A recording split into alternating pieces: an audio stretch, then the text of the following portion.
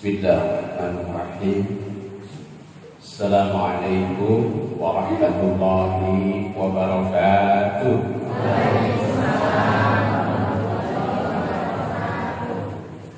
Alhamdulillahilladzi arsala rasulahu bil huda wa dinil haqq liyuzhirahu 'ala ad-dini kullihi walau karihal musyrikun. Asyhadu an la ilaha illallah wahdahu la syarika lah wa asyhadu anna Muhammadan 'abduhu wa rasuluh. Allahumma shalli wa sallim wa barik ala sayyidina Muhammadin wa ala alihi wa ashabihi ajma'in. Amma ba'du. Qala ta'ala fi kitabihil karim. A'udzu billahi minasy syaithanir rajim. Bismillahirrahmanirrahim. Ya ayyuhallazina amanu istajibu lillahi walir rasul idza da'akum lima yuhyikum wa'lamu anna Allaha yahulu bainal mar'i wa qalbi wa annahu ilayhi tuhsyarun. Wa qala ta'ala laqad kana lakum fi rasulillahi uswatun hasanah liman kana yarjullaha wal yawmal akhir wa dzakarallaha katsira. Shadaqallahul azim. Bapak-bapak, ibu-ibu, adik-adik, dan para sepuh, Bapak Ketua DKM beserta seluruh jajarannya, Bapak RW, Bapak RW aja ya, Pak RT, hadirin wal hadirat rahimakumullah. Terlebih dahulu, mari kita bersama-sama memanjatkan puji dan syukur kehadiran Allah Subhanahu wa Ta'ala atas limpahan rahmat, berkah serta hidayah dan taufiknya. Pada malam hari ini kita dapat bertemu kembali di majelis yang insya Allah dicurahi dengan rahmat dan berkah Allah Subhanahu wa Ta'ala. Kita hadir selain dalam rangka taklim rutin, juga kita malam hari ini secara khusus kita niatkan dalam rangka memperingati Maulid junjungan kita Nabi besar Muhammad sallallahu alaihi wasallam. Mudah-mudahan melalui peringatan ini menjadi salah satu ekspresi cara mengungkapkan kita, cara ungkapan kita kecintaan kita kepada Nabi Muhammad sallallahu alaihi wasallam. Semoga kita termasuk golongan yang dicintai oleh junjungan kita Rasulullah sallallahu alaihi wasallam. Karenanya semoga senantiasa kita bacakan sholawat untuk beliau. Semoga Allah senantiasa mencurahkan rahmat dan berkahnya, sholawatnya kepada baginda Rasulullah Muhammad sallallahu alaihi wasallam beserta keluarga dan para sahabat. Jamaah sekalian yang dimuliakan Allah, memperingati Maulid Nabi tentu bukan berarti kita hanya sekedar memperingati hari lahir, tetapi lebih dari itu adalah kita mencoba menghidup-hidupkan kembali mengenai kisah hidup dan perjuangan junjungan kita Nabi Muhammad sallallahu alaihi wasallam sejak beliau lahir hingga beliau wafat. Dan ketika kita mengungkapkan kisah-kisahnya itu tentu disertai dengan mahabbatul Rasul, dengan rasa cinta kepada beliau. Jadi ungkapan memperingati Maulid Nabi ini sesungguhnya merupakan ekspresi dari suasana batin kita sebagai kaum muslimin. Dalam pertemuan pengajian yang lalu sudah disampaikan bahwa ada yang disebut namanya amal lahir, ada yang disebut namanya amal-amal batin. Amal lahir sudah pasti, diantaranya adalah sholat, zakat, puasa, dan puncaknya adalah haji serta jihad. Sedangkan amal batin antara lain meliputi pertama adalah khauf, yang kedua roja, yang ketiga adalah inabah, yang keempat adalah mahabbah, yang kelima yaitu ta'zim, dan yang keenam adalah tawakal. Nah, jadi paling tidak pada kesempatan ini kita ingin mencoba mengungkapkan suasana batin, amal batin yaitu dua, yaitu mahabbah dan ta'zim. Mahabbah itu adalah rasa cinta, ya, cinta. Dan Imam Nawawi juga menyampaikan di dalam sebuah kitab Kamil Tubyan, merupakan salah satu kitab penjelasan tentang 70 sekian cabang iman. Nah, beliau menjelaskan bahwa setelah memperinci tentang rukun iman, yang dalam kitab itu bahkan ditambah rukun iman itu menjadi 9, yaitu ditambah dengan adanya yaumul ba'si, hari kebangkitan, kemudian adanya surga dan neraka.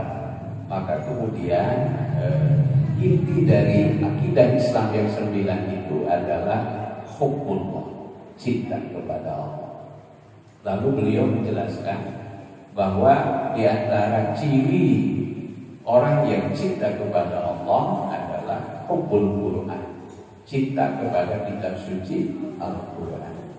Dan di antara ciri orang yang cinta kepada kitab suci Al-Quran adalah hubbun Nabi Sallallahu Alaihi Wasallam, cinta kepada Nabi Muhammad Sallallahu Alaihi Wasallam. Dan di antara ciri orang yang cinta kepada Nabi adalah hubbus sunnah, tentu dalam pengertian yang seluas-luasnya. Dan ciri orang yang cinta kepada sunnah adalah hubbul akhirah, cinta kepada akhirat. Nah, jadi ungkapan rasa cinta kepada Nabi Muhammad SAW ini diantaranya adalah diekspresikan dengan maulid, peringatan maulid Nabi besar Muhammad SAW. Ada yang bertanya, apa sesungguhnya hikmah yang paling mendasar dari maulid Nabi? Apakah di situ ada hikmah dan makna manfaat bagi kaum muslimin? Saya bilang, sangat besar sekali. Sebab memperingati maulid Nabi itu bukan sekedar memperingati hari lahir beliau. Karena lahir Nabi Muhammad SAW itu adalah hakikatnya bukan sekedar lahir seorang anak manusia biasa, tapi hakikatnya adalah lahirnya kebenaran, lahirnya kebangkitan Islam, lahirnya pencerahan, lahirnya cahaya kehidupan, lahirnya cahaya Islam ke seluruh penjuru dunia. Karena itu kelahiran Nabi Muhammad SAW bagi kaum muslimin, bagi para pecinta kebenaran di seluruh dunia itu pasti sangat dinantikan. Sementara bagi orang-orang yang tidak senang kepada kebenaran, benci kepada kebenaran, tentu lahirnya Nabi Muhammad itu adalah sesuatu yang sangat ditakuti oleh mereka. Itulah sebabnya dalam gambaran-gambaran cerita-cerita masa sejarah itu diungkapkan bahwa menjelang lahirnya Nabi Muhammad dan pada saatnya lahir diceritakan konon katanya berhala-berhala penyembahan kaum muslimin itu pada berjatuhan, ya. Berjatuhan, berguguran, ya. Itu hancur. Saya kira itu mungkin bisa dimaknai secara hakiki, ya. Tapi boleh juga itu dimaknai secara majazi. Ya. Tapi sejarah jauh sebelum Nabi Muhammad lahir itu telah benar-benar menjadi bukti yang sangat otentik. Mari kita lihat, ibu bapak sekalian. Coba kira orang kuningannya. Saat Nabi Muhammad lahir, itu ketika itu situasi kota suci Mekah itu betul-betul dalam keadaan yang amat sangat kritis. Ia berada, keselamatannya, keamanannya itu berada dalam ancaman yang betul-betul di depan matanya. Keselamatan kota suci Mekah berikut Ka'bah itu berada dalam ancaman serius dari kediktatoran seorang raja pada saat itu. Namanya Raja siapa? Raja Abraha. Raja Abraha. Nah, dia datang ke kota suci Mekah itu ketika itu sudah berada di ambang kota Mekah. Dalam satu riwayat dalam Sirah Ibnu Hisam itu sebagaimana dikutip oleh para ahli sejarah, termasuk Buya Hamka mengutipnya dalam Tafsir Al-Azhar, itu ketika itu dia membuat pangkalan militer kalau istilah sekarang itu di sebuah lembah namanya Wadi Hasir. Dari situlah dia memantau keadaan kota Mekah. Nah, kemudian sebelum dia mewujudkan niatnya untuk meluluh lantakkan Mekah, dia terlebih dahulu mengirim sebuah pasukan kecil untuk menawan, ya. Jadi menyandra 200 ekor unta milik pemimpin Mekah. Kemudian ketika itu maka inilah yang memaksa pemimpin kota Mekah pada saat itu namanya Sayyid Abdul Muttalib. Sayyid Abdul Muttalib. Beliau akhirnya memaksakan diri untuk mau berdialog, berdiplomasi dengan Raja Abraha. Sehingga datanglah kemudian Sayyid Abdul Muttalib itu untuk menjumpai Raja Abraha. Tapi betapa kagetnya Abraha ketika sudah bertemu dengan Sayyid Abdul Muttalib. Karena yang dibicarakan itu bukan menyangkut keselamatan kota suci Mekah dan Ka'bah. Ia hanya minta dikembalikan 200 ekor unta yang telah ditawan oleh mereka. Sementara untuk masalah Ka'bah dan kota suci Mekah, ia sedikit pun tidak mendiskusikannya, tidak membicarakan. Mengapa? Karena dia sendiri secara fakta ia sudah tidak mungkin untuk melakukan perlawanan.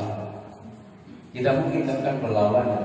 Maka kemudian Sayyid Abdul Muttalib mengatakan, untuk urusan kota suci Makkah saya serahkan jaminan keamanan dan keselamatannya sepenuhnya kepada sang pemilik dari rumah ini, yaitu Allah Subhanahu wa Ta'ala.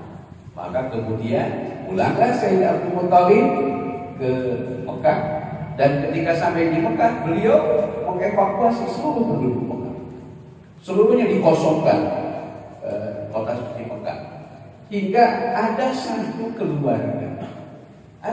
keluarga yang bagaimanapun dia tidak mau meninggalkan rumahnya.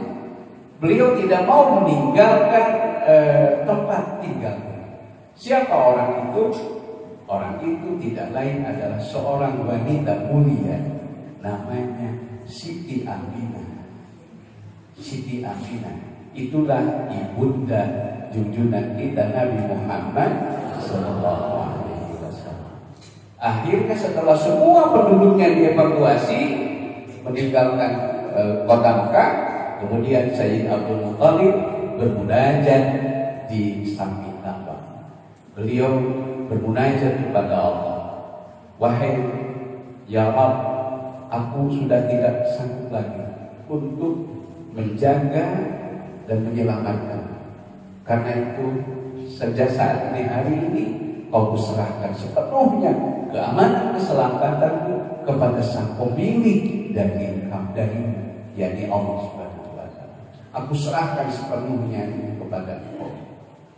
Kemudian sesudah Sayyid Abu Muthalib menyerahkan keselamatan sepenuhnya kepada Rabb hadzal bait, kepada Rabb sang pemilik Ka'bah Baitullah itu, tak lama kemudian dikabul munajatnya oleh Allah Subhanahu wa Ta'ala.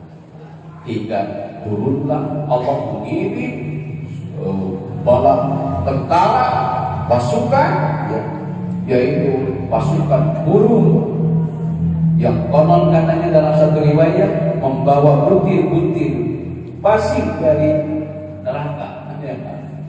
Kemudian burung itu diutus oleh Allah Subhanahu wa Ta'ala untuk meluluh lantakkan Raja Abdullah yang omah dan sombong itu. Nah, peristiwa ini diabadikan dalam surah Al-Mulk sebagaimana firman-Nya, a'udzubillahi minasyaitonirrajim, bismillahirrahmanirrahim, alam tara kaifa fa'ala rabbuka bi ashabil fil, alam yaj'al kaidahum fi tadlil wa arsala 'alaihim tayran ababil tarmihim bi hijaratin min sijil faj'alahum ka'asfin ma'kul. Alam tara, tidakkah kau lihat? Ini ayat khitabnya, sasarannya kepada Nabi Muhammad sallallahu alaihi wasallam. Ketika itu Nabi Muhammad belum lahir.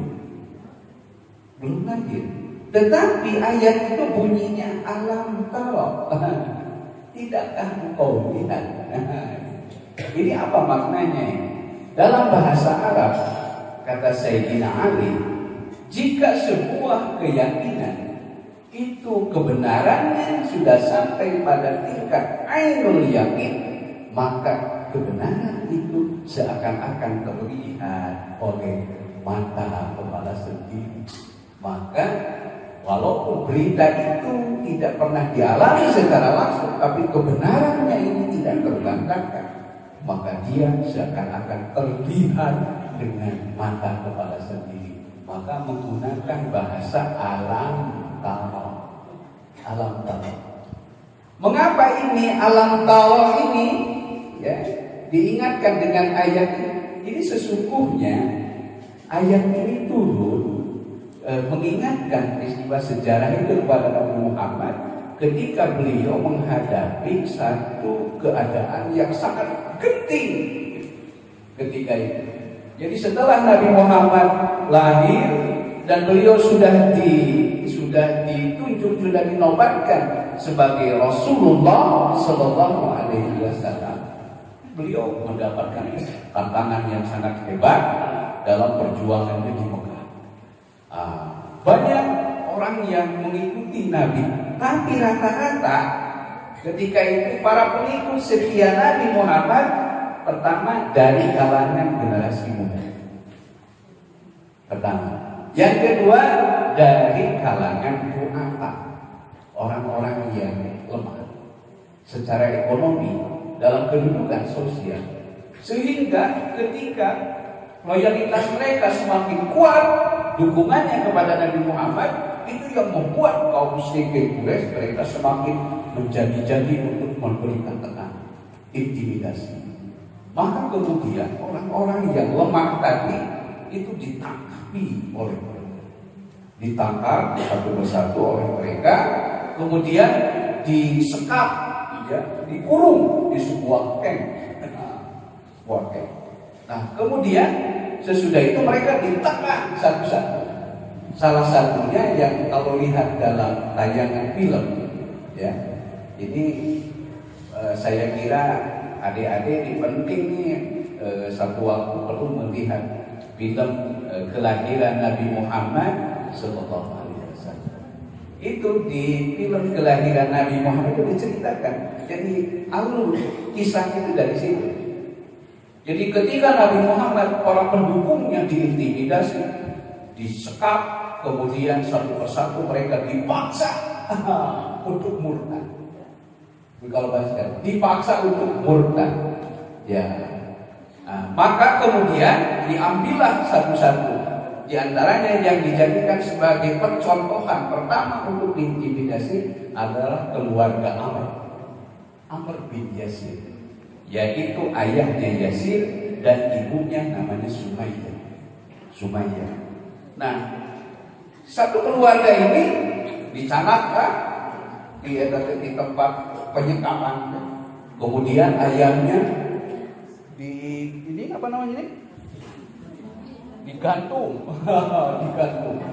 digantung sapertos domang anu bade di dalam keadaan terikat, digantung, kemudian dipaksa oleh Abu Jahal dan kawan-kawan untuk menyatakan kalimat supaya mereka murtad.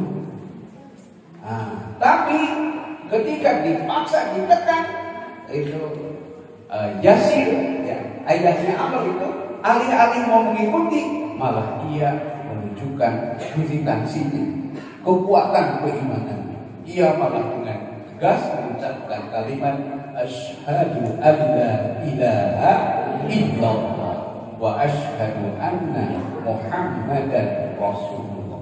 Akhirnya Yasir itu kemudian ketika itu beliau dibunuh ketika itu dengan cara disembelih. Kemudian setelah Yasir diperlakukan demikian, giliran istrinya Sumayyah bahkan dalam keadaan posisi diletakkan di atas tanah sambil diikat tangannya diikat, sambil tangannya diikat dan kakinya, kemudian dia dipaksa untuk murtad. Tapi Sumayyah ini alih-alih mau mengucapkan kata-kata yang mereka inginkan, malah ia balik meludahi Abu Jahal. Akhirnya Abu Jahal naik pita, kemudian dia dengan nafsu angkara murka, maka sang wanita yang kokoh keimanannya itu kemudian dieksekusi, bahkan dengan cara ditumbak pada bagian antara kehormatan dan uzur. Inilah yang dicatat sebagai syahid dan syahidah pertama dalam sejarah Islam.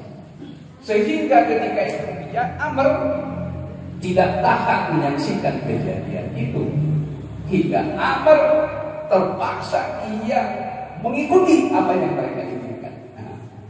Sehingga tatkala Nabi sallallahu alaihi wasallam datang mengunjungi mereka, kemudian Amr itu menyatakan penyesalan karena ia terpaksa harus mengucapkan kalimat yang mereka inginkan. Hingga kemudian turunlah firman Allah yang menghidup mereka bahwa Allah tidak menghukumi seseorang karena ucapannya yang terpaksa. La yu'akhidukumullahu billaghwi aymanikum walakin yu'akhidukum bima kasabat qulubukum. Jadi setelah melihat peristiwa ini, Bapak-Ibu sekalian, akhirnya Nabi Muhammad SAW dengan jaminan dirinya, maka beliau minta agar semua tawanan itu dibebaskan. Dengan jaminan ini. Tapi kemudian resikonya ketika itu, baik mereka itu dibebaskan, tapi semua mereka itu dianggap sebagai orang yang menentang terhadap rejim, hingga mereka dianggap sebagai orang yang haram menurut keputusan politik mereka untuk tinggal di Mekah. Maka berduduk para pengikut setia Nabi Muhammad, akhirnya mereka diusir dari Mekah dan mereka hanya tinggal di satu desa yang diambil oleh dua bukit. Disitulah mereka tinggal selama 3 tahun lamanya, tanpa perbekalan yang cukup, tanpa akomodasi yang memadai. Tidak boleh ada hubungan ekonomi, tidak boleh ada hubungan perdagangan, tidak boleh ada hubungan kekeluargaan, tidak boleh ada pernikahan. Itu dihukum secara demikian selama 3 tahun lamanya. Sehingga puncak keadaan yang sangat kritisnya itu, sangat kritisnya itu, kemudian ketika itu Nabi SAW yang tinggal di sebuah tenda di tempat itu, tetapi Nabi anehnya beliau dalam keadaan sesulit, sekritis seperti itu, beliau sedikit pun tidak menunjukkan pesimisme sama sekali. Bahkan ketika itu ada seorang bapak membawa bayi yang baru dilahirkan. Kemudian sang bayi itu ditahnik terus dibasuhkan, diberi yang manis-manis. Kemudian bayi itu didoakan oleh Nabi Muhammad SAW. Nah, untuk menguatkan keteguhan keimanan Nabi Muhammad beserta para pengikut setianya, maka diputarlah rekaman peristiwa, yaitu peristiwa penyerangan tentara Ababil. Bahwa peristiwa yang lebih mengerikan, lebih menyedihkan pernah terjadi sebelum lahir Nabi Muhammad, yaitu pada peristiwa penyerangan Raja Al-Rom. Maka dihiburlah Nabi dengan turunnya ayat tadi, alam tara kaifa fa'ala rabbuka bi'ashabil. Jadi kalau kita ngambil hikmah dari sini, maka memperingati lahir Nabi Muhammad itu artinya itu adalah lahirnya kebenaran, lahirnya pencerahan, lahirnya cahaya kebenaran, cahaya Islam, membebaskan manusia, yukhrijan nasa minadz zulumati ilan, yang kelak akan membebaskan manusia dari alam kegelapan kepada alam yang penuh dengan cahaya, dengan hidayah. Nah, inilah saya kira justru karena itu maka para pejuang di kemudian hari mereka belajar dari peristiwa ini. Seperti siapa? Seperti Salahuddin Al-Ayyubi. Salahuddin Al-Ayyubi ketika beliau dihadapkan pada pertempuran besar, yaitu melawan tentara Sabi. Ketika itu beliau memerlukan dorongan mobil para pasukannya itu. Kemudian beliau mencari petunjuk kepada Allah. Apa kira-kira strategi yang bisa dilakukan untuk memenangkan pertempuran itu? Hingga kemudian muncullah gagasan bagaimana caranya kalau melakukan semacam upacara atau acara kegiatan, kalau istilah sekarang itu rebonding. Itu dalam istilah pemasaran Haji terangkan untuk menyegarkan sesuatu, gairah pemasaran sebuah produk. Biasanya produk yang lama dikemas kembali sedemikian rupa supaya nilai jualnya itu bagus, maka dibasihan merek jatuh ribon. Ribon namanya kembali lahir kembali. Nah, jadi maulid Nabi sesungguhnya adalah upaya untuk melahirkan kembali spirit. Semangat juang. Semangat juang. Karena setiap masa, setiap abad, setiap kurun pasti kita dihadapkan pada suasana-suasana di mana kehidupan disertai dihadapkan pada kegelapan. Saya kira ini makna yang paling penting dari memperingati lahirnya Nabi Muhammad supaya kita mendapatkan semangat hidup, semangat hidup. Karena itu maka saya dapat berkesimpulan bahwa ketika seseorang kaum muslimin di zaman manapun ketika mereka menghadirkan kembali mahabbatul Rasul, cinta kepada Rasul, maka mereka insya Allah akan diberi kekuatan dalam memperjuangkan kebenaran, baik dalam kehidupan yang sifatnya jangka pendek, apalagi untuk kehidupan yang sifatnya jangka panjang. Nah, inilah saya kira.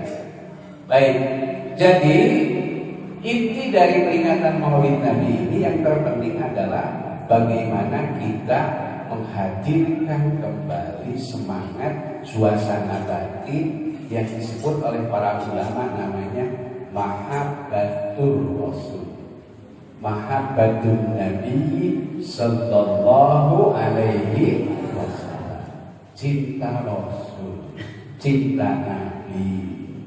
Karena semua orang pasti semua makhluk yang namanya bukan hanya manusia, semua makhluk pada dasarnya cinta kebenaran. Dan setiap makhluk yang cinta kebenaran pasti mereka akan cinta kepada Nabi Muhammad. Pribadi ini hadiah buku, ada kitab. Ustaz, saya dapat hadiah kitab. Judulnya bagus. Judulnya Mahabbatun Nabi sallallahu alaihi wasallam. Mencintai Nabi Muhammad sallallahu alaihi wasallam bainal insan wal jamadah, di antara manusia dan benda-benda mati. Dicarioskeun dina eta kitab, ternyata mencintakan Nabi Muhammad ibu-ibu, bapak-bapak, marurang kali sadaya sanes mung saukur jalmi. Tos kantenan jalmi sareleh pasti cinta Nabi. Cacakan batu, cacakan kurma, bahkan ada yang sering disebut-sebut Gunung Uhud, tapi cina saur Nabi cinta pisan ka Rasulullah. Gunung Uhud.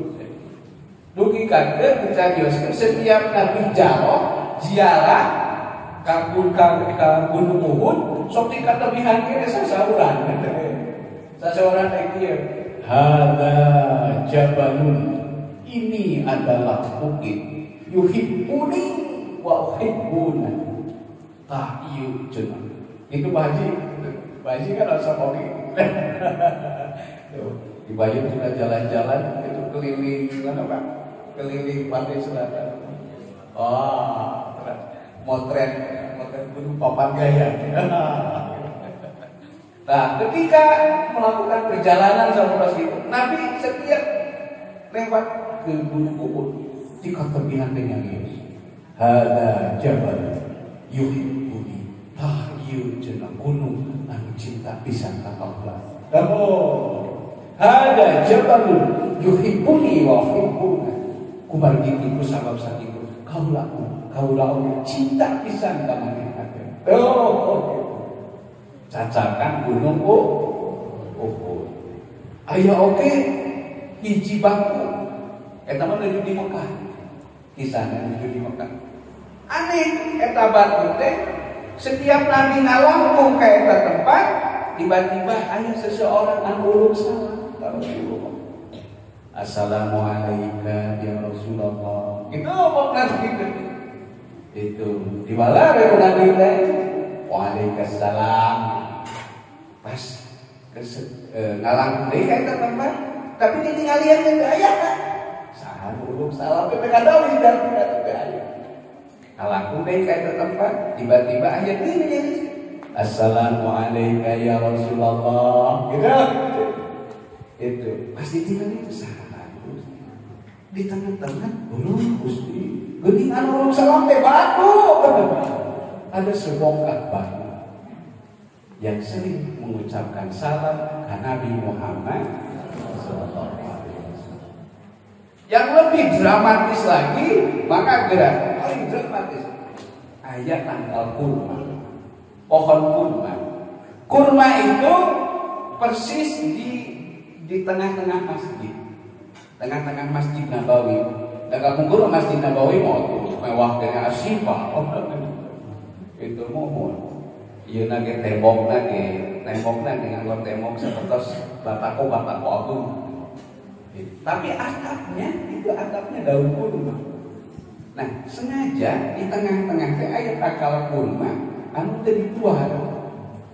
Eta teh dianggo ku Kangjeng Nabi, upami Kangjeng Nabi ajeuna ngadugikeun khutbah atau nanti tausiah di takwa, anjeunna sok bari bersandar, bari nyarane di eta pohon kurma. Begitulah keadaannya. Hingga jamaah semakin hari semakin subur, itu majelis Rasulullah semakin subur. Setelah jamaah semakin banyak bertambah, akhirnya muncul ide di para sahabat untuk membuatkan mimbar. Maka dibikinkanlah mimbar oleh para sahabat. Umawi mimbar Nabi di Madinah mah benten secara mimbarna asyifa. Tapi kita serius sekarang udah penting. Gini itu kada selalu ustaz benten getos kesarian. Kita udah serius. Badai kain kita udah repot-repot. Oh gitu ayat-ayat sana. Jangan mimbar Nabi di Mekah, di Madinah mah bertahap itu. Ayat di tete. Gitu tak.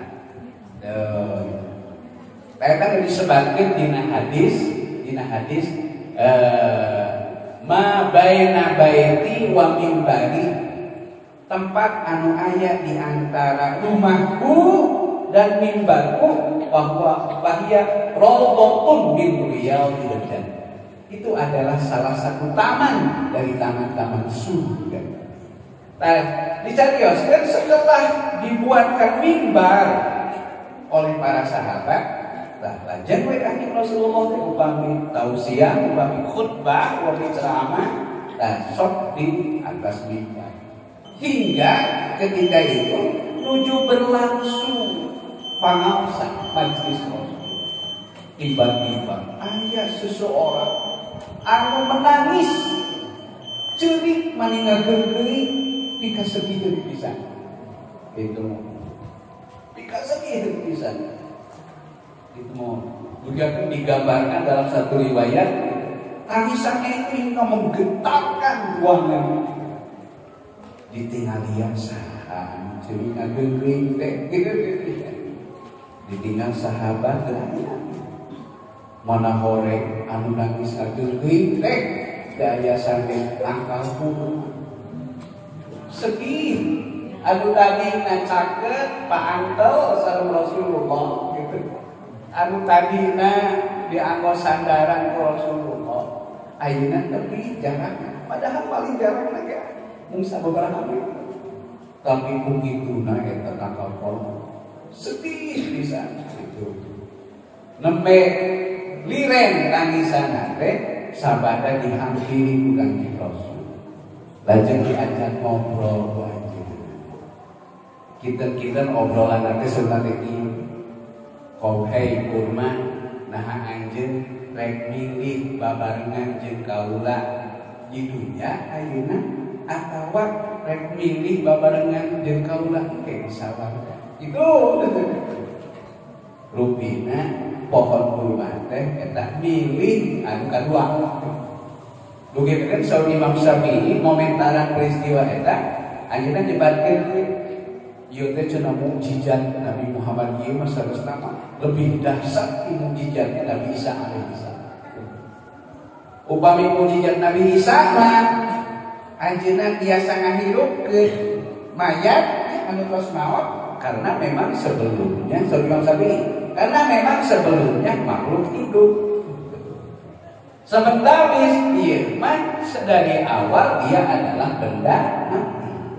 Tapi karena dengan mukjizat ku Allah dia seakan-akan seperti makhluk. Begitulah bukti kecintaan makhluk kepada Nabi Muhammad sallallahu alaihi wasallam. Jantan upami benda mati terus sakitu cinta, terus kantenan atuh kedana urang nu dipasihan akal, nu dipasihan nurani, nu kasihan budi Allah Subhanahu.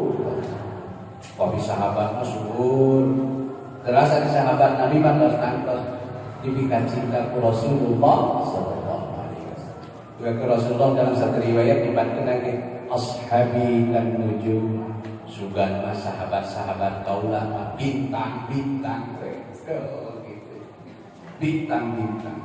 Tapi di antara sahabat ada yang secara khusus memang dinyatakan secara langsung sebagai orang yang sangat dicintai oleh Rasulullah SAW. Salah sabiosna adalah Mu'adz bin Jabal. Hiji waktu bari dicepeng tanganan ku Nabi. Itu bari dicepeng ku Nabi panangan. Nabi sasaula, wallahi demi Allah, inni uhibbu. Sungguh aku mencintai.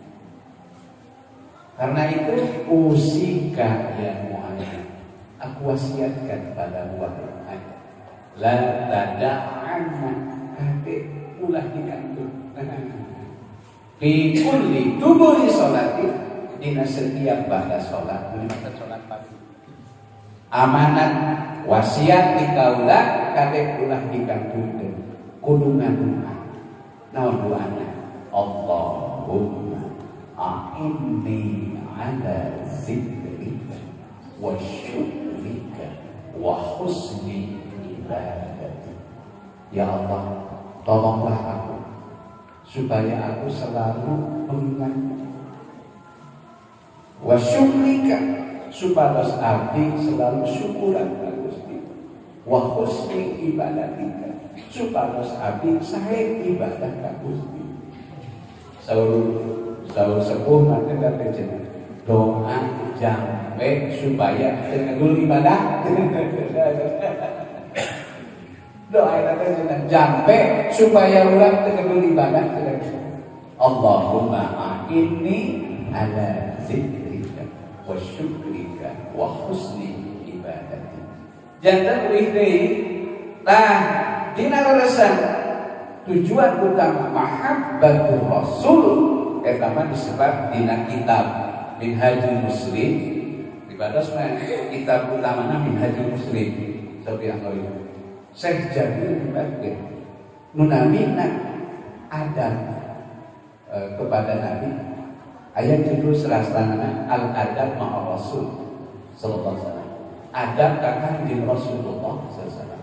Dibagi bahwa adab kakang jeung Nabi teh hukumna wajib. Hukum wajib.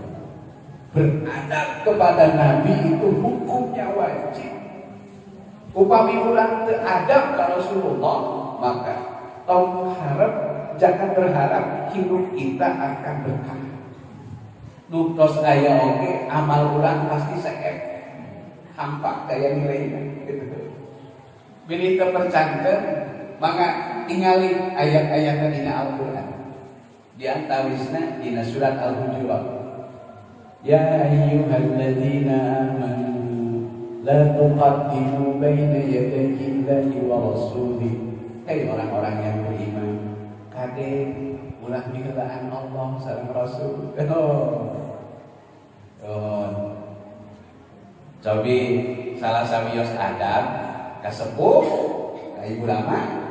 Contohnya sebenarnya upami ulang menuju mapah tadi terus ya dalam tuntunan adab itu kami ulang menuju mapah sareng ibu lama, maka adabna ulang dikengeng mayunan saha ibu lama tos kantena ulang pamilulaan ka Allah sareng ka Rasulullah sallallahu alaihi wasallam. Hiji waktu di kalangan para sahabat sahabat Nabi namanya Syamas bin Qais. Jika resakan ke Allah ari Samas teh dipasihan kehilangan visi, hilang dangu, hilang dangu. Upami anu hilang dangu mah biasana sasaluranana sok tari.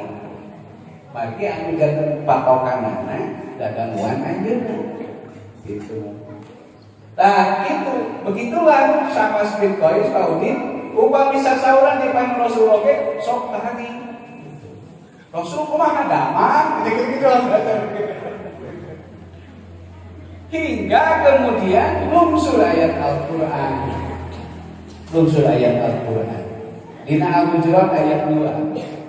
Didawuh Allah, ya ayyuhalladzina amanu, hei orang-orang yang beriman, la tarfa'u aswatakum, janganlah kamu meninggikan suara-suara kamu inda Rasulillah, ketika kamu berada di dekat Rasulullah.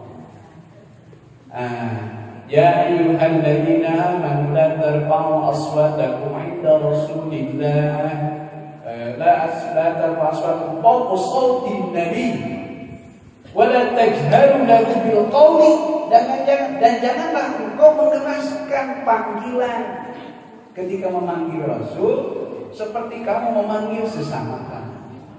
Upami eta diperhataskeun antah bata amalukum, agar amalmu tidak hapus. Wa antum la tashkurun, dan kamu tidak menyadari. Tadi teh adab ieu teh berlaku utamina ka kaum muslimin anu kenging kaistimewaan biasa ziarah ka Rasulullah sallallahu alaihi wasallam. Baik dina kaayaan anjeunna nu juju meneng kalabat ayeuna.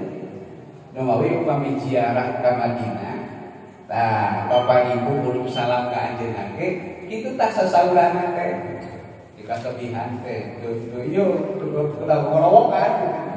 Assalamualaikum ya Rasulullah. Assalamualaikum ya Rasulullah, begitu kan? Adabna teh kitu tah. Eta khusus ka Kangjeng kanggo anu jarang ka makbarah junjunan urang Nabi Muhammad sallallahu alaihi wasallam. Tak itu alasan kedua, kenapa kita harus beradab kepada Nabi? Kedua alasannya karena Allah Subhanahu wa taala parantos marentahkeun ka kaum mukminin sareng mukminat supados taat ka Allah sareng taat ka Rasul. Dan telah memerintahkan supaya kita kaum mukminin itu mencintai Nabi Muhammad sallallahu alaihi wasallam. Perintah Allah. Syukur ayat di Al-Quran. Contohnya ayat ya ayyuhalladzina amanu athi'ullaha wa athi'ur rasul. Ayat itu sareng saya itu alasan anu kedua. Menawi itu urang canang singkatna wae, yang terpenting cara menunjukkan adab kita kepada Nabi Muhammad sallallahu alaihi wasallam. Ini yang terpenting, paling terpenting. Yaitu mari kita berusaha untuk menunjukkan ketaatan. Taat karena taat ka Rasul. Taat ka Rasul. Ari taat teh bahasa urang ayeuna mah loyalnya. Taat teh loyal, disiplin taat. Itu mohon. Itu pamijamian taat antara seueur saur. Misalkan biarang sholat aqimus sholat tarang ngarios gitu, hari sholat tarang gitu, itu. Pemikiran paling tangke, paling responan teh sami'na wa ata'na. Itu. Saya ingin menekankan kasadayana utamina kaburang kali kepada generasi muda, mari kita belajar lebih serius menunjukkan ketaatan kepada Rasulullah sallallahu. Oke, uningan di bumi ayatnya diantawisna surat Al-Anfal ayat 24. Jami anu taat ka Allah sareng ka Rasul yakin hirupna moal sangsara. Yakin hidupnya pasti dijamin bahagia lahir batin. Pasti bagja sejahtera bahagia dunia dan ya ayyuhalladzina amanu istajibu lillahi wa lirrasul. Hai orang-orang yang beriman, penuhilah seruan Allah dan Rasul. Idza da'akum, apabila Rasul menyeru kamu limayuhikum, kepada sesuatu yang membuat hidupmu lebih bermakna, hidupmu lebih berarti, hidupmu lebih bermartabat. Saya dalam video saya yang kemarin direkam di salah satu kajian, itu saya menekankan sekarang ini ketaatan ini menjadi sangat penting, terutama bagi kalangan generasi milenial. Mengapa? Karena generasi milenial saat ini di zaman era digitalisasi saat ini lebih berpeluang untuk memperoleh akselerasi, percepatan dalam pendidikan, percepatan dalam karir. Barangkali apa itu seorang menjadi direktur, karirnya cepat, memperoleh kesempatan, memperoleh finansial itu lebih cepat. Gitu. Nah, tapi yang harus lebih didorong oleh kita sekalian, selain mereka memperoleh kesempatan akselerasi percepatan dalam karir, dalam menguasai kehidupan kesuksesan dunia, juga mereka harus didorong untuk lebih memperoleh percepatan dalam kesolehan hidup, dalam ketaatan. Itu yang harus. Karena banyak orang yang sukses secara finansial, sukses dalam kehidupan, kalau tidak dibarengi dengan ketaatan, mereka mengalami kehampaan, mengalami jiwa-jiwa yang kosong, kehampaan. Nah, disinilah pentingnya menguatkan dimensi ketaatan. Saya juga katakan kemarin dalam salah satu kesempatan bahwa kesempatan untuk menjadi kekasih Allah itu bukan hanya monopoli generasi tua saja. Sanes, Anu-Jantung Mukasabat Waliyullah itu dalam sejarah Islam sanes generasi tua unggul, tapi syukur generasi muda. Bahkan ayat generasi muda mah dijamin oleh Allah SWT dalam Al-Quran. Generasi muda yang taat kepada Allah, mereka imannya akan terus bertambah, imannya naik. Tinggal surat Al-Kahfi ayat 14. Allah berfirman, innahum fityatun aman. Sesungguhnya mereka adalah para pemuda yang telah benar-benar beriman kepada Tuhan mereka. Wazidnahum huda. Karena itu kami tambahkan kepada mereka. Bahkan dalam sebuah hadis itu Rasulullah mengingatkan, mungkin di akhirat ada 7 golongan anu bakal dijamin dengan lindungan Allah ketika tidak ada lindungan pada saat itu selain lindungan Allah. Siapa di antara 7 golongan itu? Asyabun nasya'a fi ibadatina. Pemuda yang tumbuh dalam ketaatan ibadah kepada Allah Subhanahu. Nah, inilah saya kira jadi cara kita membuktikan cinta kepada Rasul, mahabbatul Rasul yang utama itu adalah mari kita berusaha lebih menunjukkan ketaatan. Mari kita lihat contoh yang lain. Ada seorang sahabat, orang yang sangat sederhana, tapi ia dalam kesederhanaannya ia sangat loyal, sangat taat untuk berkhidmat, mempersiapkan segala perlengkapan yang dibutuhkan oleh Nabi. Ia adalah seorang ajudan Nabi, garnek bagi bahasa garnek Nabi. Nah, ia begitu setia kepada Nabi, justru ia sedih ketika ia sudah berpisah dari Nabi. Upami masmuli kabumi sadacan kula sok ngalimah Gusti abdi bersyukur biasa sasarannya nyarengan orang yang paling kau cintai. Tapi apakah nanti di akhirat abdi masih biasa sareng anjeunna? Hiji waktos suasana kegalauan batin itu disaurkeun ka Nabi. Nabi ngumunceng biasa ngawal dari tanah sangat anjeunna. Hingga kemudian Allah langsung menurunkan ayat Al-Quran. Kalau eta jadi Nabi sahabat itu sauban min Allah. Lungsur ayat Al-Quran surah An-Nisa ayat 28. Apa firman itu? Wa may yuti illaha wa rasulah. Sing sahaja anu taat ka Allah dan Rasul. Faulaika, maka mereka itu nanti di akhirat ma'alladzina an'amallahu alaihim, akan bersama-sama dengan orang-orang yang telah dianugerahi nikmat oleh Allah atas mereka, minan nabi, sareng para nabi, wasiddiqin, wasyuhada, wassalihin, wa hasuna ulaika rafiqa.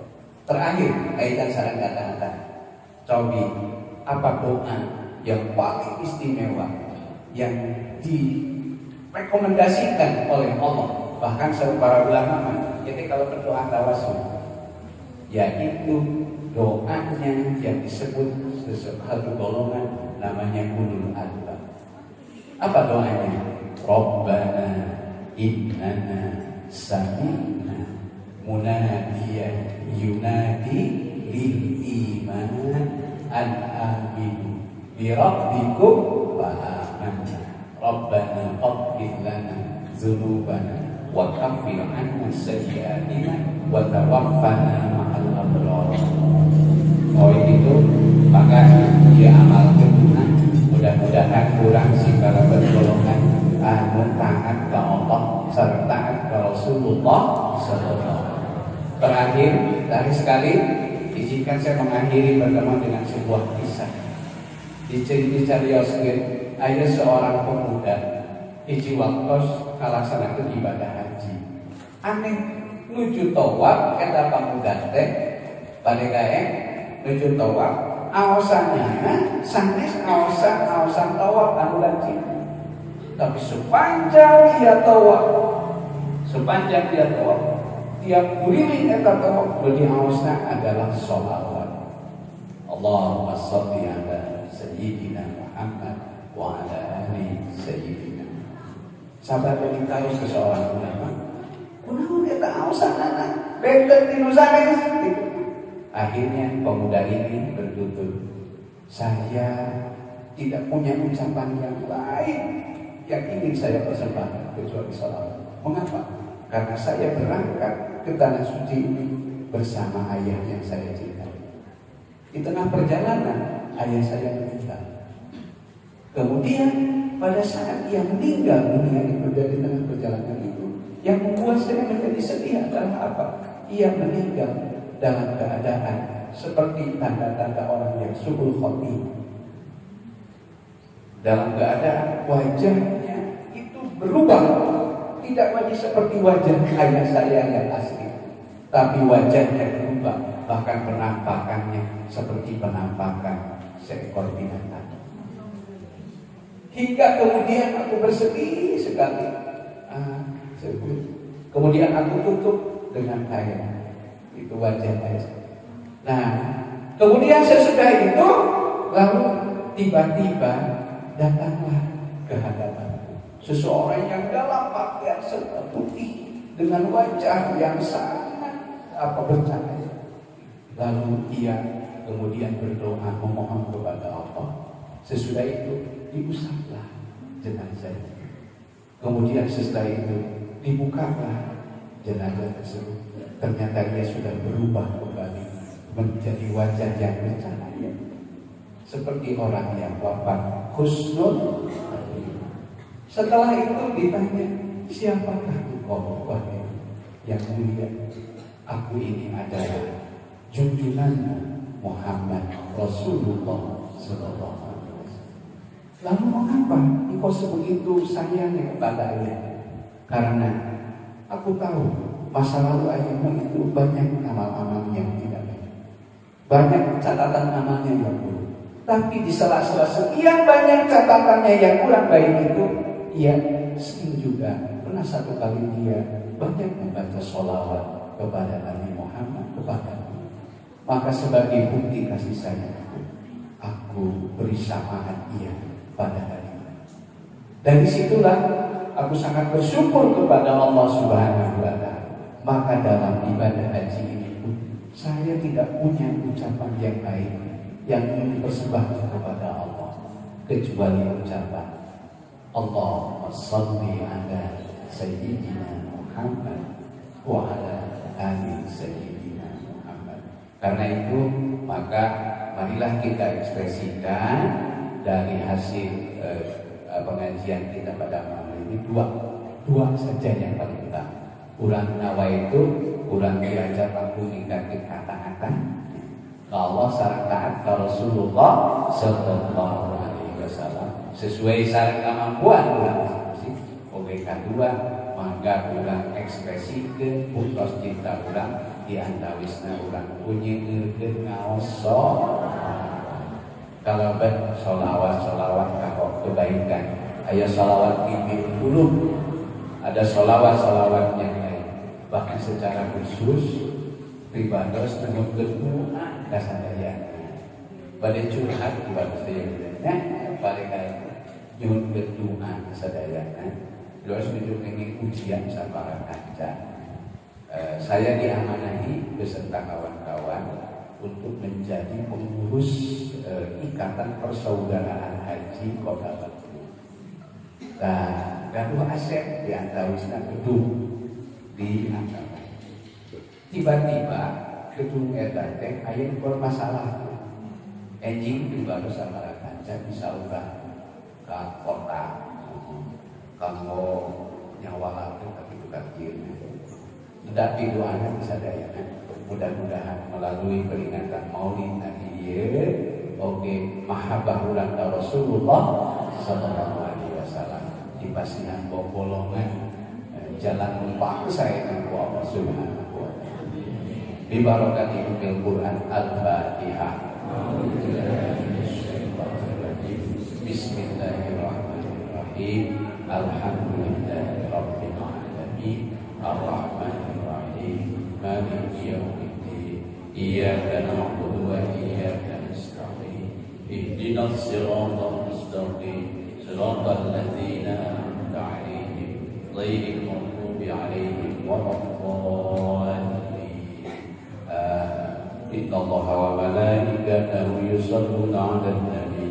Ya ayyuhalladzina amanu shallu 'alaihi wa sallimu taslima. Allahumma shalli 'ala sayyidina Muhammad. Allahumma shalli wa sallim wa barik wa 'ala alihi wa sahbihi wa sallim. Amin ya Allah ya rabbal alamin.